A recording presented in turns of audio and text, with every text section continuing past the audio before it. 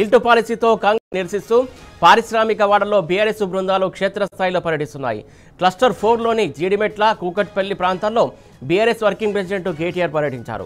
హిల్టు పాలసీతో 5 లక్షల కోట్ల కుంభకోణానికి కాంగ్రెస్ సర్కారు తెరలేపిందని ఆయన ఆరోపించారు. దీనిపై న్యాయ పోరాటం చేస్తామని స్పష్టం చేశారు. హిల్టు పాలసీపై కాంగ్రెస్ అగ్రనేత రాహుల్ గాంధీకి లేఖ రాసిన కేటీఆర్ రాహుల్ మౌనం ఆమోదానికి సంకేతమా అని ప్రశ్నించారు. అక్కడి ప్రాంతాల ప్రజలతో ముచ్చటించినటువంటి కేటీఆర్ న్యాయం జరిగే వరకు అండగా ఉంటామని భరోసా ఇచ్చారు.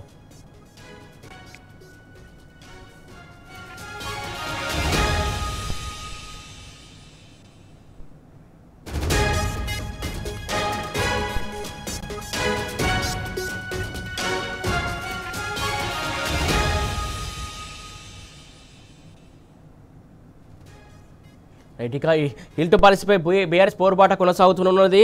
ఏదైతే ఇండస్ట్రియల్ ఏరియాస్లో కేటీఆర్ పర్యటించారు, దీనికి సంబంధించి తాజా అప్డేట్స్ మా కరెస్పాండెంట్ లివిల్ అందిస్తారు. లివిల్ చెప్పండి, కేటీఆర్ ఏ ప్రాంతాల్లో పర్యటించారు? అయితే హిల్టు పాలసీకి సంబంధించి కాంగ్రెస్ ప్రభుత్వం భూ కుంభకోణానికి పాల్పడింది. భూ కుంభకోణానికి సంబంధించి హిల్టు పాలసీ తీసుకొచ్చింది. కేవలం 45 రోజుల్లోనే ప్రభుత్వ భూమిని దారాదత్తం చేసేందుకు ఈ హిల్టు పాలసీ. ఇది ప్రధానంగా లక్షల కోట్ల కుంభకోణానికి ఇందులో తావుంది. ఇందులో ప్రధానంగా కాంగ్రెస్ ప్రభుత్వ ముఖ్య నేతలకు సంబంధించిన అన్యాయులకి, వారి కుటుంబీకులకి, వారికి సంబంధించిన బంధువులకి ఈ భూమిని అప్పజెప్పేందుకు కాంగ్రెస్ ప్రభుత్వం అందులో కుట్రలు పన్నిందని ప్రధానంగా అభియోగాలున్నాయి. ఈ బీఆర్ఎస్ పార్టీ వర్కింగ్ ప్రెసిడెంట్ దీన్ని పూర్తిగా ఎక్స్పోజ్ చేశారు. ఇది ప్రజాధనాన్ని ప్రజలకు చెందాల్సిన ప్రజాధనం ఇవాళ కొంతమంది ముఖ్య నేతల అనుచరులకు, ముఖ్య నేతలకు ఈ భూమి అంతా కూడా దారాదత్తం చేసుకుంటున్నారని చెప్పేసి ఆరోపణలు చేయడమే కాకుండా ఇవి వాస్తవాలతో కూడిన ఆరోపణలు అంటూ కూడా పదే పదే బీఆర్ఎస్ కేటీఆర్ చెప్పారు. ఈ నేపథ్యంలోనే హిల్టు పాలసీపై ఒక పోరుబాట పట్టింది బీఆర్ఎస్ పార్టీ. హిల్టు పాలసీ పైన ఖచ్చితంగా ప్రభుత్వం వ్యతిరేక నిరంకుశత్వ పాలనకు నిరసనగా దీనిపైన పోరాటం చేస్తామని చెప్పింది. ఏదైతే 9,500 ఎకరాల భూమిని ఎట్టి పరిస్థితి ప్రైవేట్ వ్యక్తుల చేతుల్లోకి పోనించేది లేదని చెప్పింది. ఈ నేపథ్యంలోనే 3, 4 తేదీల్లో హిల్టు పాలసీపై బీఆర్ఎస్ పార్టీ పోరుబాట పట్టింది. నిన్న అటు మండలి ప్రతిపక్ష నాయకుడు మల్సనాచారి, మాజీ మంత్రి ఎమ్మెల్యే జగదీష్ రెడ్డి పర్యటించారు. ఇవాళ మల్లారెడ్డితో పాటు గంగుల కమలాకరు, ఇతర తలసాని శ్రీనివాస్ యాదవ్, సబితాయిందర్ రెడ్డి, పలువురు ఎమ్మెల్సీలు ఈ హిల్టు పాలసీకి సంబంధించి ప్రజాభిప్రాయ సేకరణతో పాటు నిర్ధారణ కమిటీకి సంబంధించిన పర్యటన చేశారు. బీఆర్ఎస్ వర్కింగ్ ప్రెసిడెంట్ కేటీఆర్ జీడిమెట్లలో పర్యటించి పారిశ్రామిక వేత్తలతో పాటు పరిశ్రమలలో పనిచేసే కార్మికులు, ఆయా వర్గాలపైన ఏదైతే ప్రధానంగా పరిశ్రమలపై ఆధారపడి జీవించే అందరితో బీఆర్ఎస్ వర్కింగ్ ప్రెసిడెంట్ కేటీఆర్ ములాఖతయ్యారు. వారికి సంబంధించి అంశాలను తెలుసుకున్నారు. హిల్టు పాలసీ వల్ల జరిగే నష్టాన్ని వివరించారు.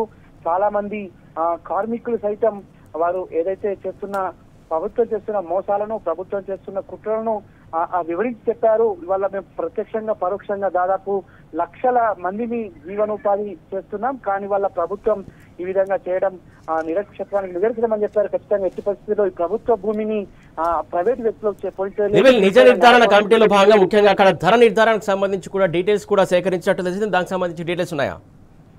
ప్రధానంగా అన్ని వర్గాలు అంటే ఈ ఇండస్ట్రీలకు సంబంధించిన ప్రత్యక్షంగా పరోక్షంగా ఉపాధి లభించే అన్ని వర్గాలతోటి కేటీఆర్ మమేకమయ్యారు. వారితో చర్చించారు. ప్రధానంగా చిన్న కంపెనీలకు సంబంధించిన ఎవరైతే ఓనర్స్ ఉంటారో వారితో ములాఖతయ్యారు. దానికి సంబంధించిన ట్రాన్స్పోర్టేషన్ సంబంధించిన ట్రాన్స్పోర్ట్ ఓనర్స్ తోటి అదే ప్రధానంగా DCM లారీలకు సంబంధించిన ఓనర్లతో మమేకమయ్యారు. వారికి సంబంధించిన సలహాలు, సూచనలు తీసుకున్నారు. హిల్టు పాలసీ వల్ల జరిగే నష్టాన్ని కూడా వారంతా కేటీఆర్ వివరించారు. కార్మికులు అయితే చాలా ఇబ్బందికరంగా చెప్పారు. వాళ్ళ కరోనా లాంటి ఆనాడు కరోనాలో కరువు వచ్చింది, మళ్ళీ కాంగ్రెస్ వచ్చింది, కాంగ్రెస్ లో కూడా కరువు వస్తుందా అనే ఆలోచనలో ఉన్నాం మేమంతా అని కూడా వారంతా కూడా చెప్పారు. ఇవాళ పూర్తిగా కాంగ్రెస్ ప్రభుత్వం వల్ల ఇవాళ 1,000 కోట్ల ప్రాపర్టీ దరాదత్తం చేస్తున్నారు. ఇవాళ లక్షల కోట్లకు పోయే భూములు కేవలం 1,000 కోట్లకే అమ్ముకోవడం, ఇది ఎవరికి స్వలాభం, ఎవరి సొంత ప్రయోజనాలు ఉన్నాయంటూ కూడా వారంతా ఆగ్రహం వ్యక్తం చేశారు. వారంతా కూడా కేటీఆర్ చెప్పారు, మీరు ముందుండి నడవండి, మీ వెనకాల మేమున్నాం, ఖచ్చితంగా ఈ కాంగ్రెస్ మోసాలను ఎండగడదామని చెప్పేసి కూడా చెప్పారు. ఇవాళ స్కీములు అమలవుతాయి అనుకుంటే స్కీములు పక్కన పోయాయి, స్కాములే అమలవుతున్నాయని చెప్పేసి కూడా వారంతా కేటీఆర్ వివరించారు. ఇవాళ పూర్తిగా ప్రజా వ్యతిరేక పాలన కొనసాగుతుంది. రాష్ట్రంలో స్కీములు అమలు చేయాల్సిన ప్రభుత్వం స్కాములు చేస్తూ పోతుంది. దీన్ని చూస్తూ ఊరుకోం, ఖచ్చితంగా ప్రధాన ప్రతిపక్ష పార్టీగా మీరు ముందుండండి, మేము వెనక మేముంటామంటూ కూడా వారంతా పాలసీకి సంబంధించి పెద్ద ఎత్తున ఆందోళన చేస్తామని చెప్పేసి కూడా బీఆర్ఎస్ వర్కింగ్ ప్రెసిడెంట్ కేటీఆర్ చెప్పారు. అంతేకాకుండా ఇవాళ ప్రధానమైన రంగాలు అంటే పారిశ్రామిక రంగానికి ప్రోత్సహించింది బీఆర్ఎస్ ప్రభుత్వం. ఆనాడు పెద్ద ఎత్తున పారిశ్రామిక వేత్తలను ప్రోత్సహించి వారికి ప్రోత్సాహకాలు ఇచ్చి తెలంగాణ ప్రజలకు తెలంగాణ యువతకి ఉపాధి లక్ష్యంగా బీఆర్ఎస్ పార్టీ పనిచేసింది. కానీ వాళ్ళున్న ఈ కాంగ్రెస్ ప్రభుత్వం పారిశ్రామికవేత్తలను వెళ్ళగొట్టి ఇక్కడున్న భూములను ఇతరులకు అప్పచెప్పి ఇక్కడ పూర్తిగా ఉపాధిని కోల్పోయే విధంగా చేస్తుందని చెప్పేసి కూడా వారంతా మండిపడ్డారు. ఇవాళ ఒక వర్గం కాదు, రెండు వర్గం కాదు, ఈ పారిశ్రామిక భూములను ప్రభుత్వం తీసుకొని అప్పనంగా ఇతరులకు అప్పచెప్తే దీనిపైన ఖచ్చితంగా మనం ఉపాధి కోల్పోతాం, ఇవాళ మా జీవనోపాధి భారం అవుతుందని చెప్పేసి కూడా వారంతా ఆందోళన వ్యక్తం చేశారు. ఖచ్చితంగా మీ పోరాటంలో మేమంటూ ఉంటామంటూ కూడా చెప్పారు. ఇవాళ లక్షల కోట్ల భూమిని కేవలం వేల కోట్లకే దారాదత్తం చేయడం ఎవరికి చెప్పలేని పరిస్థితి. కానీ వాళ్ళ ఈ ఆందోళనలో మేముంటాం, మీరు ముందు నడవండి అని చెప్పారు. ఖచ్చితంగా ప్రభుత్వం ముఖ్య నేతలు చేస్తున్న ఈ భూ దురాఘాతాన్ని ఎట్టి పరిస్థితుల్లో ముందుకు పోనివో, ఖచ్చితంగా ఇక్కడి వరకైనా అక్కడికి మేము ఎలాంటి పోరాటానికి మేము సిద్ధమంటూ కూడా వాళ్ళు తేల్చి చెప్పారు. Kumar, thank you live-in.